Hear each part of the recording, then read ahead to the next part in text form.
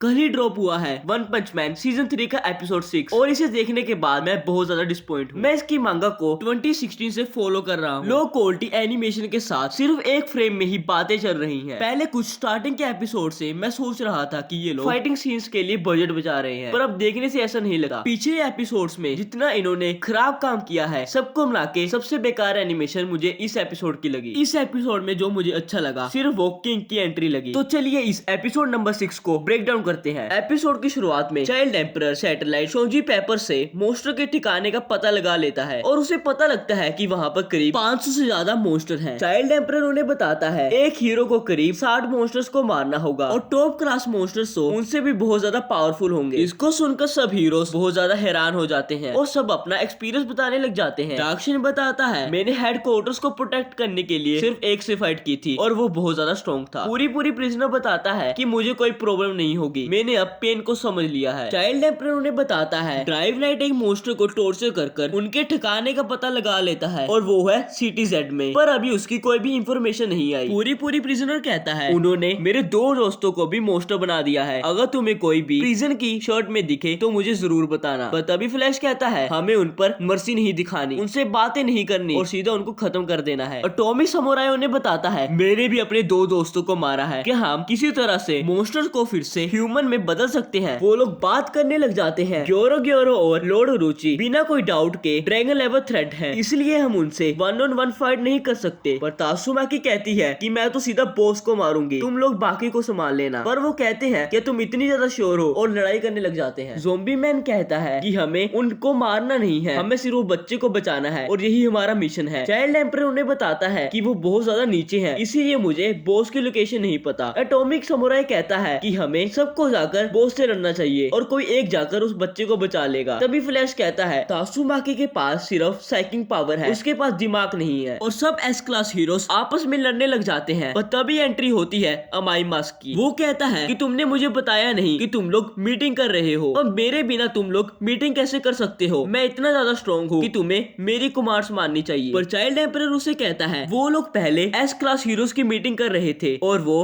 अमाई mask को Beckham team का leader बनाना चाहता है और उसे सिर्फ लास्ट मिनट में इस मिशन के बारे में बताने वाला था। और यहाँ पर अगर एनिमेशन की बात की जाए तो ये सिर्फ एक फ्रेम ही चल रही है, ना आइस ब्लिंक हो रही है और ना ही इमोशन दिखाए जा रहे हैं। वो लोग सिर्फ एक फ्रेम में ही बातें कर रहे हैं। और इस बात को सुनकर तात्सुमाकी बहुत ज्यादा गुस्सा हो जाती है। अमाई मास्क और तात्सुमाकी पावर के कारण लड़ने लग जाते हैं कि कौन ज्यादा स्ट्रॉन्ग है। और सब हीरोज अमाई मास्क को कहते हैं अगर तुम सच में समझते हो कि तुम इतने ज्यादा स्ट्रॉन्ग हो तो तुम हमारे लीडर क्यों नहीं बन जाते। और जब वो हाँ करने वाला होता है तभी एंट्री होती है किंग की, जो मुझे इस एनिमेशन में सबसे अच्छा लगा। और यहाँ पर हमें मिल रही होती है जो बिजारे वाली वाइब्स। तभी हमारी मास्क किंग को कहता है कि तुम इतने ज्यादा लेट क्यों हो और तुम्हारे कपड़े इतने गंदे क्यों हैं। किंग उसे बताने ही वाला होता है, पर तभी उसके पीछे खड़े 2 आदमी उन्हें बताने लग जाते हैं कि किंग सारी रात सिटी जेड में मॉन्स्टर से लड़ रहा था और किंग के कपड़ों पर मॉन्स्टर के खून के धब्बे हैं। पर किंग अपने मन में सोचता है कि मुझे तो हमारी मास्क बिल्कुल पसंद नहीं और ये सब तो हॉट पॉट के धब्बे हैं और ये लोग ऐसे क्यों बता रहे हैं। चाइल्ड एम्परर उसे कहता है इस मिशन के लिए तुम्हें हमारी टीम ज्वाइन करनी होगी। ड्राइव राइट भी वहाँ पर अकेला गया था पर मारा गया। पर तभी हम देखते हैं सीन चेंज होता है, हम सेकेंगर और स्टिच को देखते हैं। स्टिच और सेकेंगर बातें कर रहे होते हैं। स्टिच कहता है मुझे नहीं लगा था कि तुम टीम को इकट्ठा कर पाओगे, मुझे लगा था कि तुम सिर्फ ये प्रमोशन के लिए कर रहे हो। सेकेंगर उसे बताता है कि मैं मॉन्स्टर्स को हराना चाहता हूँ और वो लोग लिफ्ट से नीचे जाते हैं। वहाँ पर खड़े थे स्पोर्टिंग टीम। सेकेंगर उन्हें प्रेस करता है और उन्हें कहता है तुम्हें अपना मिशन तो पता है। सब हीरोज कहते हैं कि बिल्कुल पता है, उन्हें एस क्लास हीरोज को सपोर्ट करना है। पर तभी एक हीरो कहता है अगर इतना करने के बाद भी उन्हें प्रमोशन नहीं मिली तो इसका क्या फायदा होगा। पर सेकेंगर कहता है मैं उनके लिए ये कर दूंगा, मैं उन्हें प्रमोशन दूंगा। पर तभी एक आदमी स्टिच के पीछे आता है और उसे कान में कुछ कहता है। तभी सीन चेंज होता है, स्टिच सिल्वर फैंक और बॉन्ग के पास जाता है। सिल्वर फैंक उसे बताता है कि उसका फोन गुम गया है, क्या वो उसे नया दिला सकता है। स्टिच उसे कहता है कि एक आदमी आएगा और उन्हें एक नया फोन दे देगा। पर वो सिल्वर फैंक से ये भी पूछता है कि उसने गारो को ऐसे क्यों जाने दिया। सिल्वर फैंक कहता है तुम्हें क्या लगता है मैंने उसे जाने दिया। तभी बॉम्ब सिल्वर फैंक को बताता है शायद ये लोग अब उसे इतना ट्रस्ट नहीं करते, उन्हें लगता है कि उसने गारो को जानबूझकर जाने दिया। और दूसरी तरफ हम देखते हैं किंग इस मिशन से बचने के लिए कहीं छुपने के लिए जगह ढूंढ रहा होता है। पर तभी उसके पीछे से सिल्वर फैंक आ जाता है और किंग से पूछता है कि वो यहाँ पर क्या कर रहा है। किंग उसे बताता है उनका मिशन है उस बच्चे को रेस्क्यू करना और मॉन्स्टर्स को मारना। पर तभी उसे याद आता है कि उसने सिल्वर फैंक को ये तो बताना ही नहीं था। सिल्वर फैंक कहता है हमने इकट्ठे खाना खाया है, तुम्हें मुझे इसके बारे में बताना ही होगा। तभी किंग उसे इस मिशन के बारे में बता देता है। पर तभी उन मॉन्स्टर से बचने के लिए किंग के दिमाग में एक प्लान आता है। वो सिल्वर फैंग को बताता है कि हर हीरो एक रूट से मॉन्स्टर्स के लड़ने के लिए जाएगा। अगर वो ये प्लान सैतामा और जेनस को बता दे तो वो मेरे रूट से वहाँ पर जा सकते हैं और तुम लोग भी जाकर वहाँ पर मॉन्स्टर्स को मार सकते हो। इसके बाद हम फुबुकी को देखते हैं जो कि फ्लाड बंच को बनाने के लिए सोच रही थी। और इसके बाद हम देखते हैं जेनोस को। एक मिनट, क्या ये जेनोस है? आप इसकी एनिमेशन देख ही सकते हो। जेनोस मांगा पैनल में कैसा था और यहाँ पर कैसा है। पर चलिए कहानी में आगे बढ़ते हैं। ये दोनों लड़ने लग जाते हैं। वो एक दूसरे से पूछने लग जाते हैं कि तुम लोग यहाँ पर क्या कर रहे हो। जेनोस उसे बताता है वो सैतामा का स्टूडेंट है और रेंट भी पे करता है, इसीलिए वो यहाँ पर रह सकता है। तो तभी फुबुकी उसे हीरो एसोसिएशन के प्लान के बारे में बताती है, मॉन्स्टर एसोसिएशन पर जाकर उनको खत्म करना और उस बच्चे को बचाना। पर जेनोस कहता है उसे इसके बारे में कुछ भी नहीं पता और वो दोनों सैतामा के घर जाने लगते हैं। पर वो वहाँ पर जाकर देखते हैं सैतामा वहाँ पर नहीं होता। और तभी वहाँ पर सिल्वर फैंग, बॉम्ब और किंग भी आ जाते हैं और वो लोग प्लान के बारे में बातें करने लग जाते हैं और सोचते हैं क्या उन्हें सैतामा के बिना जाना चाहिए। फुबुकी कहती है हमें उसकी पावर की जरूरत होगी, इसीलिए हमें रुकना चाहिए। पर जेनोस कहता है कि आप लोग चले जाओ, मैं यहाँ पर मास्टर सैतामा के लिए रुकता हूँ। इसे सुनकर किंग तो बहुत ज्यादा डर जाता है और वो लोग इसके लिए प्लान बनाने लगते हैं। पर कोई भी फुबुकी की बात नहीं सुनता। वो चारों लोग अपना ही प्लान बनाते हैं। पर बाद में फुबुकी उन्हें बताती है कि तुम लोग अब नए मेंबर हो ब्लिजार्ड बंच के। अब वो चारों लोग जाने के लिए तैयार हो जाते हैं। पर किंग बहुत ज्यादा डरा हुआ था। इसके बाद हम सैतामा को देखते हैं जो कि एक टनल में जाने लगता है और दूसरी तरफ सब हीरो सिटी जेड में पहुंच गए थे। चाइल्ड एम्परर देखता है कि वहाँ पर किंग नहीं होता। तभी हमें फ्लैशबैक दिखाया जाता है। किंग उन्हें बताता है वो पहले ही वहाँ पर चला जाएगा, इसीलिए किंग की फिक्र मत करना। ज़ोंबी मैन कहता है अरे देखो कितने मॉन्स्टर है हमारा वेलकम करने के लिए। और हम देखते हैं एक मॉन्स्टर जो कि एक कपड़े की फॉर्म में आता है, बाहर आता है। उसके सामने तासुमा की खड़ी होती है और वो मॉन्स्टर कहता है मैंने तो सुना था हीरो एसोसिएशन अपनी पूरी पावर दिखाएगा, पर वो बस इतनी ही है। और यहीं पर ये एपिसोड खत्म हो जाता है। गाइस अगर ऐसा कुछ है जो मुझसे छूट गया आप मुझे कमेंट्स में बता सकते हैं और कुछ सुझाव भी दे सकते हैं।